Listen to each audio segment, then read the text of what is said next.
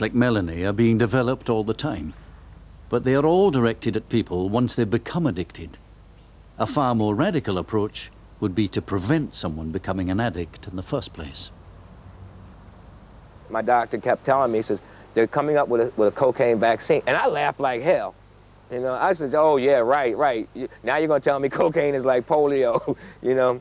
And he says, and he was very serious. He says, there are some things to it.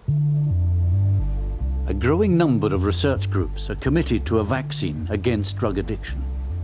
It would work like any other conventional vaccine, where the immune system creates antibodies that attack foreign invaders. In the case of the cocaine vaccine, the antibodies would latch onto the cocaine and render it useless. If you think about the brain, it's got blood vessels going through it that supply blood to the brain. When people smoke cocaine or ingest cocaine, it goes into their blood vessels. What the vaccine does is it has antibodies that keep the cocaine in these blood vessels so it can't get into the brain itself. Blood vessels in the brain have tiny gaps in their walls, which cocaine normally seeps out through before triggering the nerve cells. However, when an antibody binds to the cocaine, the whole thing is simply too large to squeeze through any of the gaps. If it works, the cocaine will never leave the blood system, will never give a hit, will never lead to addiction. There's a lot at stake because up to now there's not been a pharmaceutical treatment for cocaine that works effectively. George Koob heads a rival team at the Scripps Institute. There's always competition in science, and so there are a number of biotechnology firms that I believe are interested in the antibody approach. There's a real time pressure, though, in terms of getting this out in humans as quickly as we can for the competition with other companies and to have the first product on the market. Both groups had done experiments on animals, but neither knew for sure if it would work in people. The key challenge was stimulating the body's immune system to make enough antibodies. Paul was one of those recruited for the first human trial. Only 19 years old, he's been abusing cocaine for 4 years. I preferred to sniff it. It was quicker, easier, didn't need too many things, too many tools around. You know, you just cut it up, make a couple lines, and boom, there it is up the nose and you're high. It's make you do almost anything. I actually robbed an elderly lady.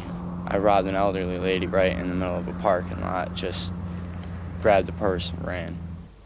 Instead of prison, Paul was sent to a rehabilitation clinic where he heard about the trial run by Tom Costin. Paul would be one of the addicts to be given the first ever cocaine vaccine. How often were you using the cocaine? Pretty much every day. Pretty much every day? Yeah, once or twice a day? Or? No, probably like 7 or 8 times a day. 7 or 8 times a day? Yeah. Mm-hmm. All right, we're ready for the vaccine. Okay, number 12. Once a month for 3 months, Paul was injected with a vaccine. It's like getting any other kind of shot. It's like getting a measles shot, you know, it's a boom, it's in the arm, there you go. Each time he came in, he also had a blood sample taken. The blood was analyzed to see if the all-important antibodies had been produced. Last year, the first results came through.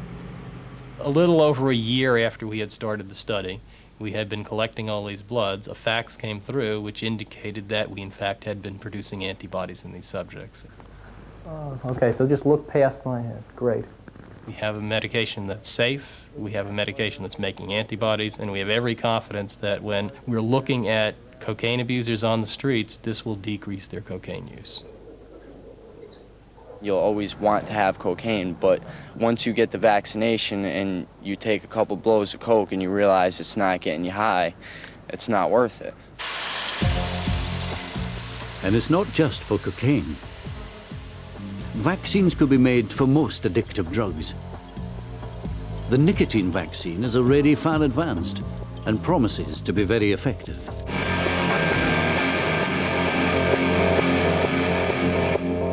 Smokers only take in a tiny dose of nicotine compared to the amount of cocaine needed for a high, and so fewer antibodies are needed to soak up the nicotine in the blood. company is planning on developing the human studies for a nicotine vaccine within the next year. The vaccine itself has already been made. It should be pretty close to being ready to be tested out in humans, and those studies will take place in Great Britain. For the moment, vaccines will only be used on addicts to prevent relapse, but the implications are staggering. In the same way that babies and children are vaccinated against infections such as measles and TB, so in the future, they could be immunized against the risk of drug addiction. Vaccines for cocaine, nicotine, probably heroin, even cannabis, are a serious possibility. I mean, we have them, in effect, at trial stages. Now, the civil rights implications are, of course, very interesting, but you could immunize the entire population at birth, probably, against smoking. I think that a serious public debate needs to be held about this. Not everyone agrees that widespread immunization is a good idea. If you want to expose yourself to harm, you're entitled to do that. And to have someone prevent you from doing that will simply lead to other forms of ways of people damaging themselves. You can't immunize people against everything in life. Every year, hundreds of billions of pounds are spent on dealing with addictive drugs. From destroying cocaine fields in Colombia to the strain on the NHS from smoking-related diseases, addiction costs a great deal, both in money and human suffering. But science is showing that a vaccine, an implant, or a new pill could succeed where gunboats and jungle raids fall short. A proportion of the monies that may have been previously directed simply toward trying to keep the drugs from coming across the borders are now being directed toward treatment. And that's very encouraging to us because I think that that's really an important feature of any war on drugs. The key element is going to be when society realizes that it's much more cost-effective to treat drug addicts than to not treat drug addicts. Right. I swear by that clinic. It's a home to me, you know, it's a family. And I'm glad that this next generation of addicts have this option now. Want to go see Justin? We'll go see that grandson. I started to be able to walk 2 blocks, 3 blocks, 4 blocks, a mile. Come here, Beavis. And with my dog. And we got up to at the end of maybe walking 3 miles a day. I mean, just being part of the world again, being part of the real world, breathing and laughing. Have you ever had a good laugh choked off because you can't breathe enough to laugh? Well, all of a sudden I was laughing fully again and enjoying the enormity of living. I haven't tried heroin. Somebody came round to my house and they're offering to give it to me. I actually, I said no. And so, I feel like I've beaten it by that because, I had no interest in going back to it whatsoever. It's not so much I've been given a second chance, it's more I've been given a chance to prove myself. Getting back to real life, it's nice. It's very nice.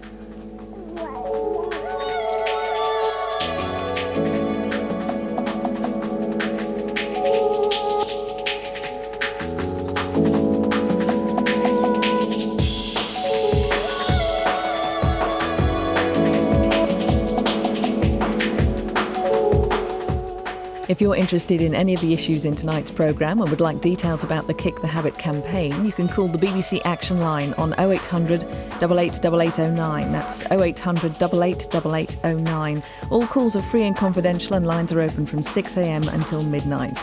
Next tonight, our final puff from Smokers' Stories.